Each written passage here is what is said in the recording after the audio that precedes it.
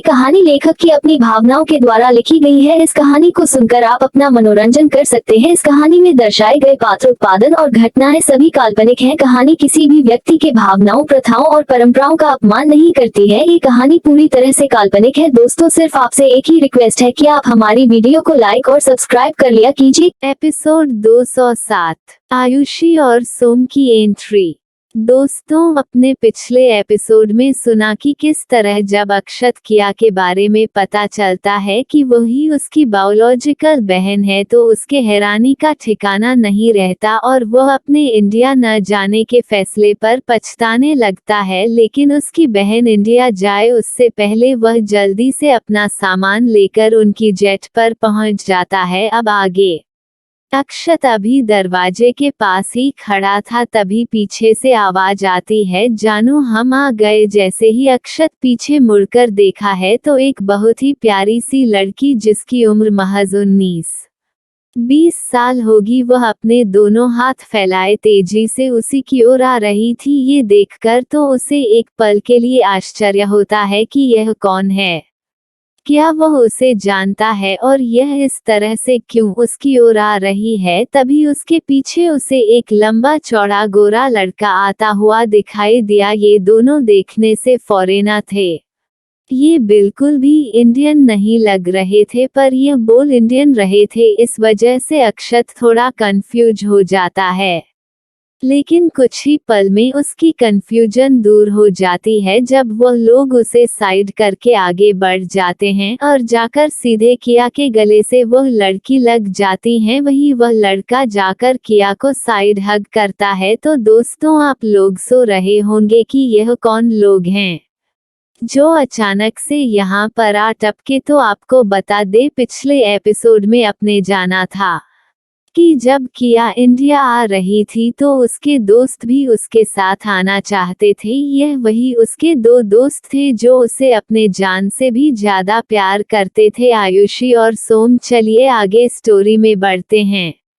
किया जैसे ही अपने सामने उन दोनों को देखती हैं तो अपनी आंखें बड़ी कर उन्हें घूरने लगती है। उसे इस तरह घूरता हुआ देखकर आयुषी बड़े प्यार से उसके गालों पर हाथ फेरते हुए कहती है, जानू इस तरह अपनी आंखें बड़ी बड़ी कर मुझे मत डराओ ना, मैं छोटी बच्ची तुम्हारे इस तरह देखने से डर जाती हूँ। तभी किया अपने गालों से उसका हाथ छिटकते हुए कहती है कि मैंने तुम्हें मना किया था ना आने को, फिर तुम क्यों आई। वह बहुत ही क्यूट सा अपना मुंह बनाकर बोलती है, जानू तुम कब से चली गई हो और हम लोग यहाँ अकेले तुम्हारे बिना कैसे रहे। मुझे तो हर पल तुम्हारी याद आती रहती है, यहाँ तक कि सपने में भी मैं तुम्हें ही देखती हूँ। अब भला कौन बताएं इस नन्ही सी बच्ची का दर्द। उसके इस तरह ड्रामा को देखकर किया उसे गुस्से से घूरने लगती है। वही वहाँ खड़े तीनों लोग, उन्हें तो समझ में ही नहीं आता कि यह कौन है और अचानक से यहाँ कैसे टपक गई। लेकिन वही रेहान का तो गुस्से और जलन के मारे बुरा हाल हो रहा था। आखिर में कोई उसकी एंजल को कैसे जानू बुला सकता है, ये तो बुलाने का हक सिर्फ उसे है। और वही वह लड़की कैसे उसकी एंजल से चिपकी हुई खड़ी थी और उसे लड़के की हिम्मत भी कैसे हुई उसकी एंजल को छूने की। इस समय रेहान के मन में इतनी ज्यादा गुस्सा आ रहा था कि वह इन दोनों को उठाकर जेट से नीचे फेंक दे।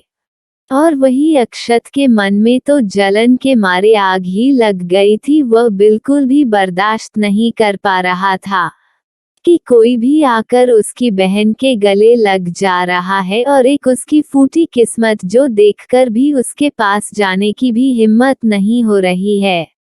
उसका भी दिल कर रहा था अपनी प्यारी सी बहन को अपने गले से लगाने का, प्यार से उसके सर पर हाथ फेरने का और उसे एहसास दिलाने का कि यह उसका बड़ा भाई उससे बहुत प्यार करता है। पर उसकी किस्मत तो इतनी खराब थी कि उसने अपने ही खूंखार जबान से अपना यह मौका खो दिया था। अगर उसने अपनी बहन की बुराई ना की होती तो आज वह भी उसे अपने गले से लगा लेता। वह तो बस अब जलन के मारे उन दोनों को ही अपने आंखों से घूर रहा था मानो और 2 पल इसी तरह दिखेगा तो वह लोग जलकर भस्म हो जाएंगे। वही किया उन दोनों को डांट पर डांट लगाई जा रही थी। नहीं चाहती थी कि ये दोनों बीच में अपनी पढ़ाई छोड़कर उसके साथ इंडिया जाए, पर ये दोनों उसकी बातों को मानने के लिए बिल्कुल तैयार नहीं थे। आखिर में वह मानते भी क्यों, उसके सारे दोस्त धीरे धीरे करके इंडिया जा चुके थे, बस वही लोग यहाँ बचे हुए थे। इस वजह से उनका मन भी नहीं लग रहा था, सो इन लोगों ने रो धो कर किया को मना लिया था। किया को भी पता था कि वह चाहे जितना मन कर ले पर ये लोग मानने वाले नहीं हैं, इस वजह से अब वह भी कुछ नहीं रहती।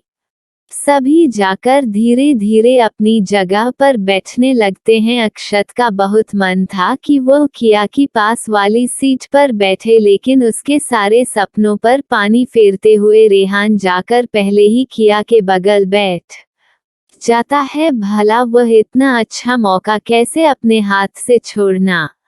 ये देखकर तो अब अक्षत को बहुत ज्यादा गुस्सा आने लगता है। कोई भी उसकी बहन को छोड़ नहीं रहा है। वह अपनी बहन से बात करना चाहता था और उसकी गलतफहमी को दूर करना चाहता था। अगर उसने ऐसा ना किया तो उसकी बहन उसके बारे में पता नहीं क्या क्या बुरा सोच लेगी और यह भाई अपनी बहन की नजरों में गिर जाएगा, जो वह बिल्कुल नहीं चाहता था। इसी वजह से वह बार बार किया से बात करने का मौका ढूंढ रहा था, पर उसकी फूटी किस्मत उसे मौका मिलना तो दूर उसके बगल भटकने को भी नहीं मिल रहा था। वही मयंक भी किया के पीछे वाली सीट पर बैठा हुआ था, जो बार बार कुछ ना कुछ किया से बातें किया जा रहा था। किया को फिलहाल बहुत बात करना पसंद नहीं था, वह बस हाँ या ना में जवाब दे रही थी और यह सब रेहान और मयंक अच्छे से जानते थे, इसलिए उन्हें कोई फर्क भी नहीं पड़ता था। वही अक्षत को लगा कि किया बहुत ज्यादा थक गई है, इस वजह से वह बात करने में कोई इंटरेस्ट नहीं ले रही है,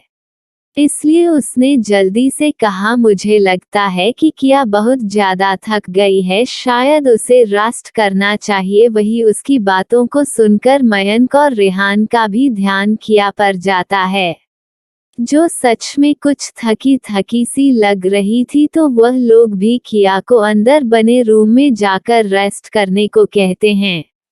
किया कुछ बोलती इससे पहले ही रहन अपनी जगह से उठकर उसका हाथ पकड़कर उसे भी उठा लेता है और उसके साथ ही वह पीछे बने रूम में चला जाता है। उसे जेट में 2 छोटे छोटे प्राइवेट रूम भी बने हुए थे, जो बहुत ही लग्जरियस थे। वहां पर इतना बड़ा बेड था कि कोई भी 2 लोग उसमें आराम से सो सकते थे। वहीं जैसे ही रूम के अंदर रेहान किया को लेकर इंटर करता है, तो अचानक ही किया के दिल की धड़कन तेज हो जाती है। अभी तक वह सबके साथ थी तो उसे बिल्कुल भी ऐसा कुछ महसूस नहीं हुआ था और शायद उसे अब भी फर्क ना पड़ता, लेकिन जब रेहान ने उसे अपने दिल की बात कह दी थी तो ऐसी सिचुएशन में अब उसका दिल भी धड़कने लगा था। पहले उसके दिल में कोई जज्बात नहीं थे, लेकिन धीरे धीरे अब वह भी जिंदगी जीना सीख रही थी, अपने दर्द को पीछे छोड़ आगे बढ़ाना सीख रही थी। इस वजह से जब भी रेहान उसके पास आता तो उसे थोड़ी अजीब सी फीलिंग होने लगती थी, कुछ थोड़ा थोड़ा अच्छा सा लगने लगता था। ये कैसी फीलिंग थी ये तो उसे भी नहीं पता थी, पर जो भी थी उसे अच्छा लगता था। इसी वजह से वह कभी रेहान को खुद से दूर नहीं करती थी और उसे पर भी रेहान का उसकी इतना परवाह करना उसे बहुत अच्छा लगता था। वही रेहान उसे ले आराम से ले जाकर बेड पर बिठा देता है और उसे लेटने को कहता है, पर किया उसे थोड़ा अजीब लग रहा था। वह ऐसे कैसे लेट सकती है जब रेहान उसके सामने खड़ा हो। तो वह अपनी आंखों को ऊपर उठाकर रेहान के तरफ देखने लगती है, मानो कुछ कहना चाहती हो, पर वह क्या कहे उसे खुद भी समझ नहीं आ रहा था। वही उसे इस तरह देखा हुआ देखकर रेहान समझ जाता है कि वह अपने मन में क्या सोच रही है, तो वह जल्दी से जाकर बेड के सिरहाने पर बैठ जाता है और किया से कहता है कि एंजल तुम यहाँ पर लेट जाओ। किया उसकी बातों को मानकर उसके बगल ही लेट जाती है, तो रेहान बहुत ही प्यार से उसके सर को सहलाने लगता है जिससे उसे जल्दी से नींद आ जाए और उसे थोड़ा आराम मिले। वही किया एकटक रेहान को देखने लगती है। इस समय रेहान बहुत ही प्यारा लग रहा था, उसका पूरा ध्यान किया के सर को सहलाने पर था। रेहान भी बहुत ही प्यार से किया की आंखों में देख रहा था। पता नहीं वह दोनों कितनी देर तक यूं ही खामोशी से एक दूसरे की आंखों में देखते रहे, मानो वह आंखों ही आंखों में अपने दिल की बातें कर रहे हैं।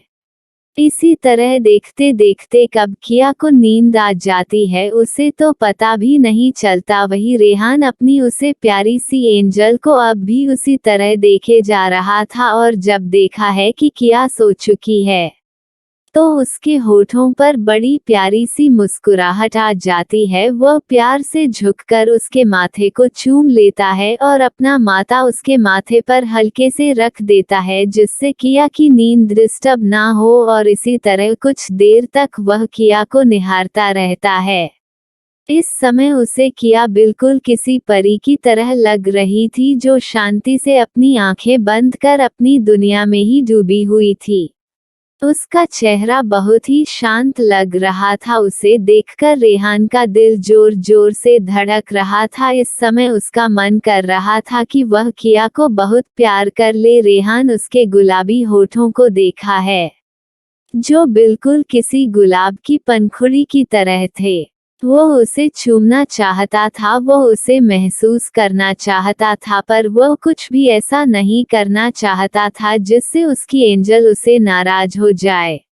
इस वजह से वह धीरे से उसके होठों पर अपना होंठ रख लेता है। इस समय उसे यह एहसास इतना प्यारा लग रहा था मानो उसे दुनिया की सबसे कीमती वस्तु मिल गई हो, वह खुशी मिल गई हो जिसे वह शायद कभी हासिल करने को भी नहीं सोच पा रहा था। पर आज ये खुशी उसके पास थी, उसके दिल में बहुत सुकून था। वह इसी तरह उसके बगल लेट जाता है और पता नहीं कब देखते देखते उसकी आंखें बंद हो जाती है।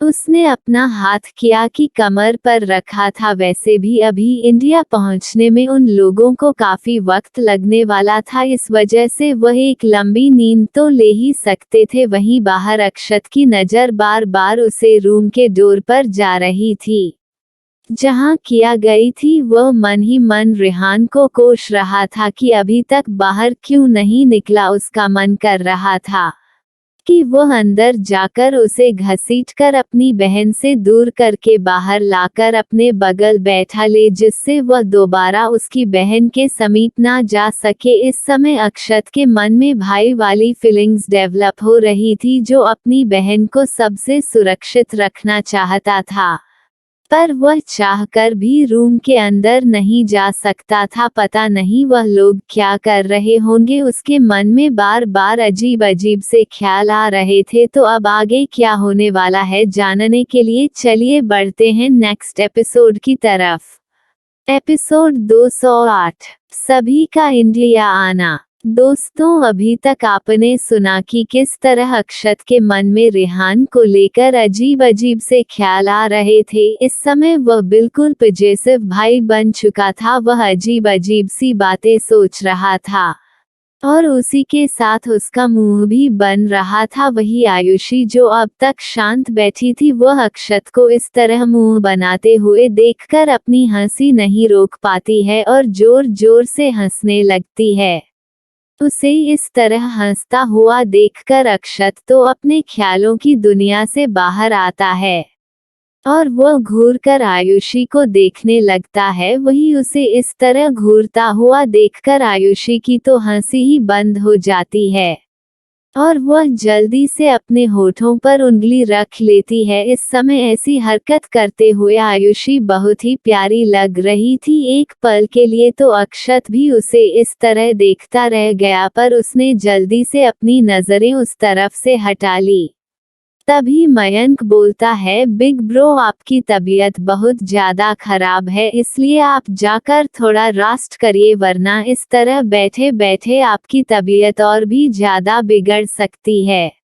उसकी बात को सुनकर अक्षत को भी महसूस होता है कि उसे इस वक्त आराम की जरूरत है, इसलिए वह बिना कुछ कहे रूम की तरफ बढ़ जाता है। वैसे भी वह यहाँ सिर्फ किया की वजह से बैठा था, पर अब जब किया ही नहीं है तो वह यहाँ बैठकर क्या करेगा। धीरे धीरे वक्त बीत जाता है और वह लोग इंडिया की धरती पर लैंड करते हैं। इस वक्त तक किया भी रेहान के साथ बाहर आ चुकी थी और अक्षत भी अपने रूम से बाहर आ चुका था। वह सब अपने जेट से बाहर निकलते हैं। जैसे ही वह बाहर आते हैं तो उनके सामने बॉडीगार्ड की एक लंबी कतार लग जाती है। इसमें से कुछ बॉडीगार्ड किया के थे तो कुछ रेहान के और कुछ मयंक के। वह सब अपने बॉस को लेने यहाँ पहुँच चुके थे। एयरपोर्ट के एक साइड को खाली कर दिया गया था जिधर से इन लोगों को बाहर जाना था, इसलिए वहां पर कोई भीड़ नहीं थी। वह सभी लोग अपने बॉडीगार्ड के साथ एयरपोर्ट से बाहर आते हैं। वहां पर एक से बढ़कर एक लग्जरियस कार की कतार लगी हुई थी। वही सामने लिया खड़ी थी, जिसे देखकर आयुषी दौड़कर जाकर उसके गले से लग जाती है और कहती है, आई मिस यू, मैं तुम्हें बहुत याद किया। लिया भी बहुत ही प्यार से उसके सर को सहलाती है और कहती है कि मैं भी तुम्हें बहुत याद किया। वही एक तरफ साइड में ऋषभ भी खड़ा था जो यहाँ रेहान का इंतजार कर रहा था। वह सब धीरे धीरे जाकर अपनी गाड़ियों में बैठने लगते हैं। लिया आयुष और सोम को लेकर एक गाड़ी में बैठ जाती है। वही रेहान किया के पास आकर बहुत ही प्यार से कहता है कि एंजल, मैं ऑफिस जा रहा हूँ क्योंकि मैं इतने दिनों तक बाहर था, इस वजह से मेरा काम बहुत ही पेंडिंग पड़ा हुआ है, लेकिन मैं जल्दी तुमसे मिलूंगा। अपना ध्यान रखना। कि आप रेहान की जब इतनी प्यार भरी बात सुनती है तो अपनी नजरें उठाकर एक तक रेहान को देखने लगती है। वो कितने हक से उसे बता रहा था, ऐसा लग रहा था मानो वो उसकी वाइफ हो, और अगर वो बिना बताए जाएगा तो उसकी वाइफ उससे नाराज हो जाएगी। वही रेहान भी किया की ही आंखों में देख रहा था। इस समय रेहान की आंखों में बहुत ही प्यार झलक रहा था, लेकिन ये प्यार सिर्फ उसकी एंजल के लिए ही था। बाकी हर वक्त तो उसकी आंखों में ज्वालामुखी ही दिखता था। किया बड़े प्यार से अपना सर हाँ में हिला देती है, पता नहीं क्यों, पर जब भी रेहान उससे कुछ बोलता है तो उसे ना करने का दिल किया का तो बिल्कुल नहीं करता। वही रेहान मयंक की तरफ देखने लगता है, लेकिन जैसे ही मयंक रेहान की तरफ देखा है तो वह तपाक से बोलता है, अरे यार, मुझे अभी घर जाना होगा क्योंकि मैं इस तरह से ऑफिस नहीं आ सकता हूँ। मेरे कपड़े भी सभी खराब हो चुके हैं। तुम ऑफिस जाओ, मैं कुछ देर में आ जाऊंगा। पहले जाकर घर माँ पापा से मिल लूं और थोड़ा फ्रेश भी हो लूंगा। रेहान को अच्छे से पता था कि यह उसके बहानेबाजी है। वह तो घर कुछ और काम के लिए ही जा रहा था, वैसे वह काम भी जरूरी था। इस वजह से रेहान उसे अपने साथ चलने के लिए जबरदस्ती नहीं करता। रेहान ऑफिस जाकर ही फ्रेश होने वाला था क्योंकि उसने वहां अपने लिए एक प्राइवेट रूम बना रखा था जहां पर सारी सुविधा उपलब्ध थी। ज्यादातर वह काम करते करते यहीं पर रुक जाता था, इसलिए उसकी आदत भी थी वह वहां से ऋषभ के साथ निकल जाता है। वही अक्षत जो अभी तक शांति से खड़ा था, उन दोनों की बातों को सुनकर समझ जाता है कि मयंक क्या करने घर जा रहा है। उसे इस वक्त मयंक पर बहुत ज्यादा गुस्सा आ रहा था, पर वह कुछ नहीं कर सकता था। मयंक जब देखा है कि उसका भाई उसे घूर घूर कर देख रहा है, उसे हंसी आ जाती है और मन ही मन कहता है, भाई आपने मेरी प्रिंसेस की इंसल्ट की थी ना, अब घर चलिए, इसका भुगतान तो आपको करना ही पड़ेगा। मयंक जल्दी से किया का हाथ पकड़कर उसे अपने साथ अपनी गाड़ी की ओर लेकर आगे बढ़ जाता है। वही अक्षत तो एक तक देखता ही रह जाता है। लगा था कि शायद वह लोग एक साथ घर जाएंगे और उसे अपनी बहन से बात करने का मौका मिलेगा, लेकिन ये क्या था, मयंक तो किया को लेकर वहां से निकल जाता है। उसे जाता देखकर अक्षत जल्दी से जाकर दूसरी गाड़ी में बैठ जाता है। उसे इस समय मयंक पर बहुत ज्यादा गुस्सा आ रहा था, लेकिन अभी ये तो शुरुआत थी, आगे आगे तो उसे और कुछ भी देखना था। 1 घंटे के बाद वह लोग अपने घर पहुंचते हैं। जैसे ही गाड़ी गेट के अंदर इंटर करती है तो मयंक ड्राइवर को गाड़ी का हॉर्न बजाने को कहता है, क्योंकि मयंक ने पहले ही मैसेज करके अपने दोनों भाइयों को बता दिया था कि वह लोग किया के साथ घर आ रहे हैं। उसे पता था कि अगर वह पहले से ही उन्हें सूचित कर देगा तो वह लोग बेसब्री के साथ उसकी बहन का इंतजार करेंगे। और वही जैसे ही घर में सबको पता चलता है कि इतने दिनों बाद किया आ रही है तो सब जल्दी से बाहर आकर उसका ही इंतजार कर रहे थे। उन लोगों का तो वक्त ही नहीं बीत रहा था, लेकिन जब गाड़ी आई हुई दिखती है तो वह सब समझ जाते हैं कि उनकी प्यारी बेटी आ गई है। और जैसे ही गाड़ी रुकती है सब जल्दी से उसे और बढ़ जाते हैं। इस समय विवान सबसे आगे आगे दौड़ते हुए आ रहा था। उसे जल्दी से अपनी बहन से मिलना था। उसके पीछे अमन और उनके पीछे किया के मम्मी पापा आ रहे थे। जैसे ही किया बाहर निकलती है तो वह तो उन सबको अपने सामने देखकर हैरान हो जाती है। उन्हें कैसे पता चला कि वह आ रही है, लेकिन तुरंत समझ जाती है कि जरूर मयंक ने उन्हें खबर दी होगी। वह भी उनकी ओर आगे बढ़ जाती है।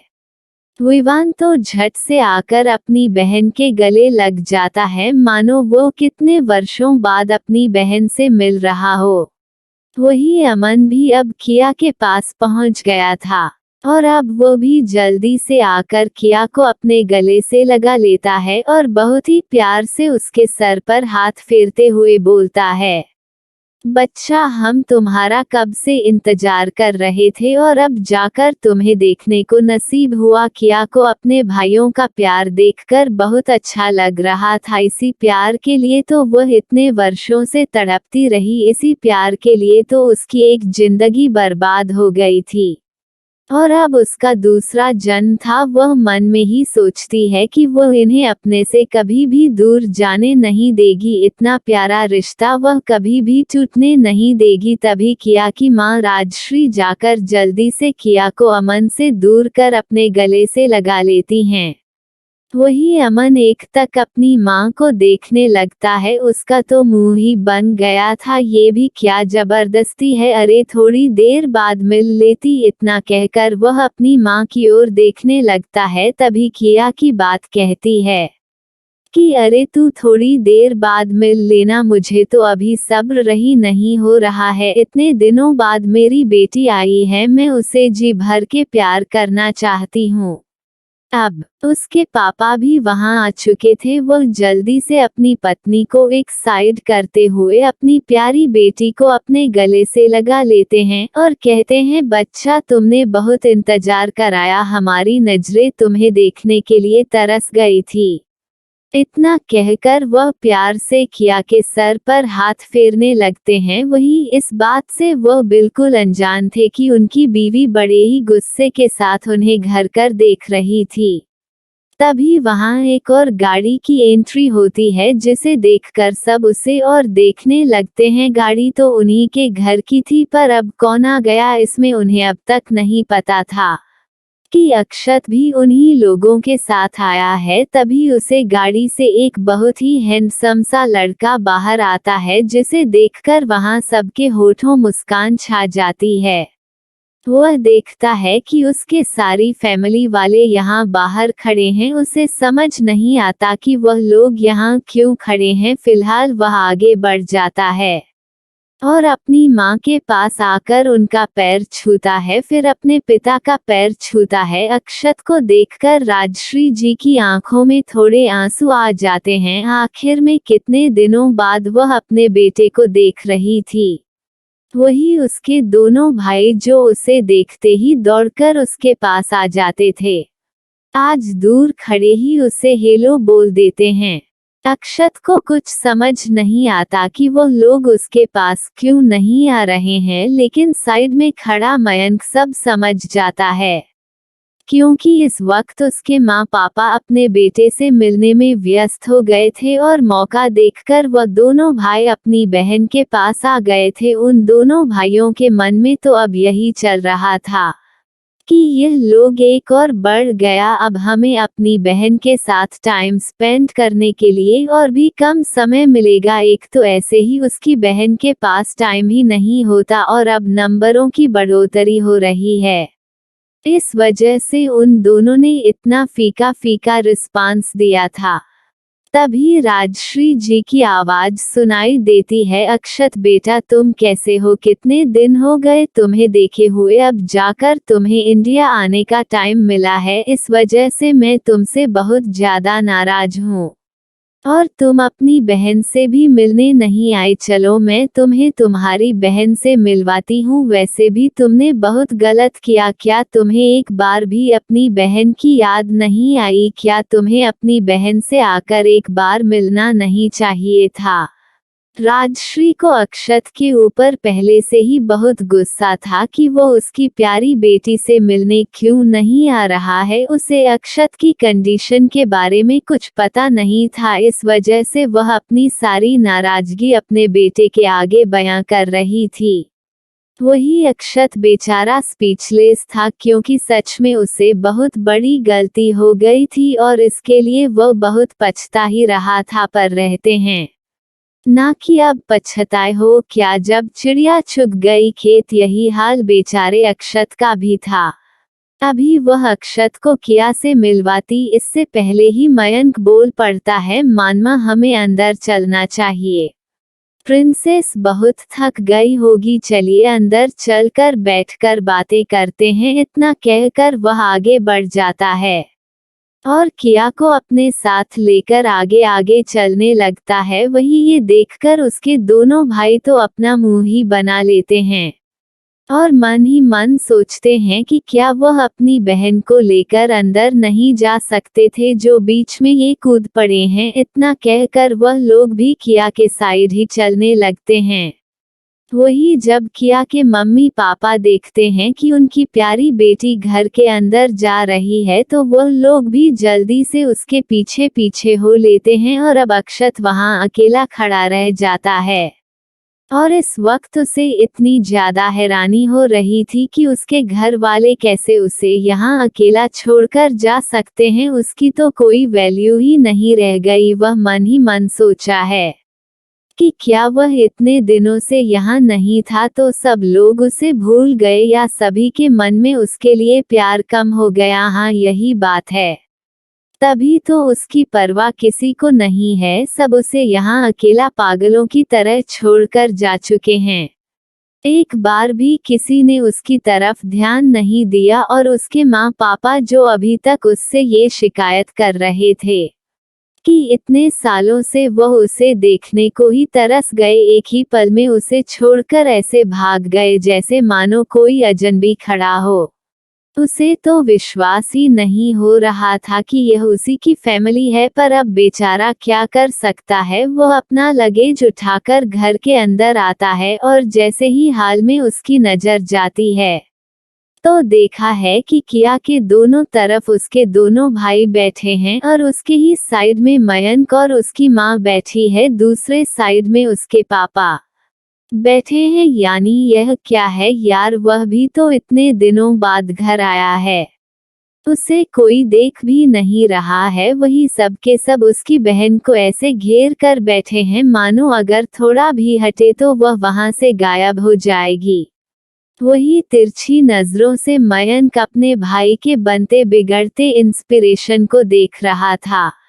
और उसे बहुत मजा आ रहा था। वह मन ही मन बोलता है, बिग ब्रो अभी तो यह शुरुआत है, आगे आगे देखिए होता है क्या। इतना कहकर वह भी अपनी नजरें किया की ओर कर लेता है। अब आगे क्या होगा, कौन सा तमाशा देखने को अक्षत को मिलेगा? क्या अब घर में अक्षत की भी कोई वैल्यू रह जाएगी? क्या अक्षत अपनी बहन के दिल में जगह बनाने में कामयाब हो जाएगा? जानने के लिए नेक्स्ट एपिसोड देखना बिल्कुल ना भूलिएगा। मिलते हैं आपसे नेक्स्ट एपिसोड में। Thank you.